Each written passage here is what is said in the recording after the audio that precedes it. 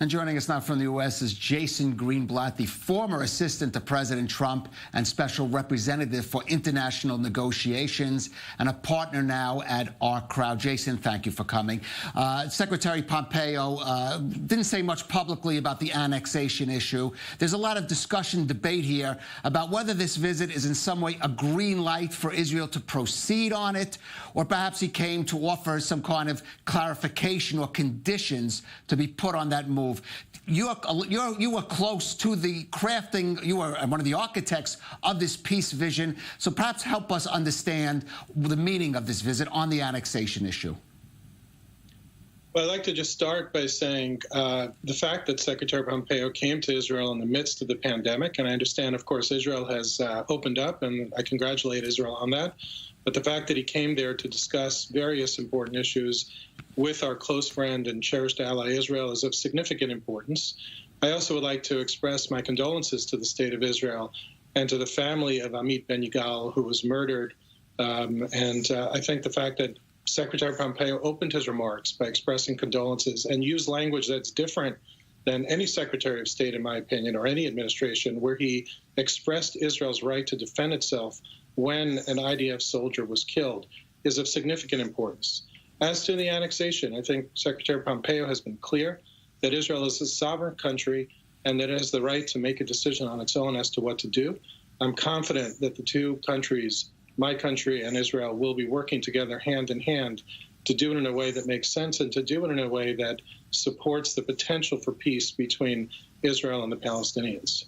Well, I do want to ask you about the maximal conditions for doing that. For example, and the Trump vision that you helped craft does call, for example, for negotiations to a two-state solution, perhaps some limitations on settlement building before the annex or concurrent with the annexation. Are those conditions or parameters that the Trump administration wants to see the Netanyahu-Gantz government take together with the annexation process?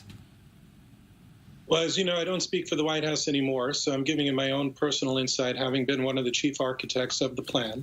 I don't necessarily view them as conditions, and furthermore, I would refrain from using the phrase two-state solution without saying it is a realistic two-state solution that is subject to the terms and conditions of a very complex, highly detailed peace plan that was drafted by the Trump administration, meaning we went away from the notion that you could simply summarize this conflict using that flippant three-word phrase.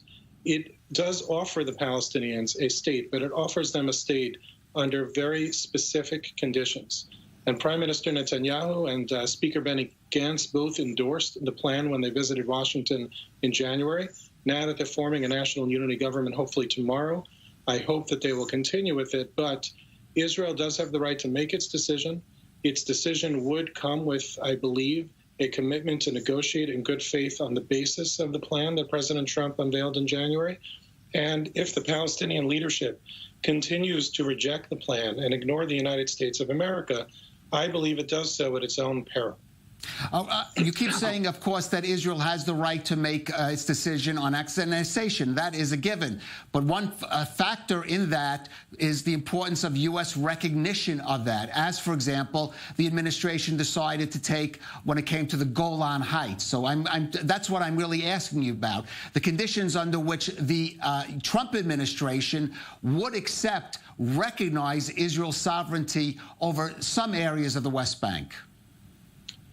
I don't believe anything has changed since January, when the Prime Minister and President Trump stood on the stage in the White House, where the president made clear that this is his vision and that if Israel abides by the terms of the vision and agrees to negotiate in good faith, he would recognize Israel's sovereignty over those areas that were to be demarcated as part of the state of Israel, and reserving those areas for a period of time, 4 years, for a potential Palestinian state that meets the conditions set forth in the plan. That is a 4-year hold, but if nothing happens after those 4 years, if the Palestinian leadership continues to ignore this tremendous opportunity, then it'll be up, we'll see in the future what will happen with that. But I believe that Prime Minister Netanyahu will have support from the administration as long as he continues to follow the path that was laid out by President Trump back in January. Right. Now, another issue that was discussed apparently was this Chinese desalination project that the U.S. is objecting to the Chinese element in it. I don't want to get into the details of that, of course, but how seriously should Israel take, this government take, the Trump administration concerns about Chinese influence in this country and perhaps in the region? I think they should take it very seriously. The United States has a deep concern about how China acts on the world stage, not just in Israel and the region, but elsewhere. The Chinese have a certain way of doing business. It is different than how the United States does business. And it is a dangerous form of business for certain countries. I think Israel's government is smart and talented, and they'll be able to manage through this. But I would not ignore the administration's concerns, particularly when it comes to the ramifications that it may have on intelligence sharing, security. If the United States is raising this issue, it is not an economic issue for the United States. It is not just a competition, but the United States has serious concerns, and I'm sure Israel will understand them. And hopefully, together as partners, they will make a decision that makes sense for our partnership with the State of Israel. Well, certainly those words have weight coming from you. Jason Greenblatt, thank you for joining us on i24 News.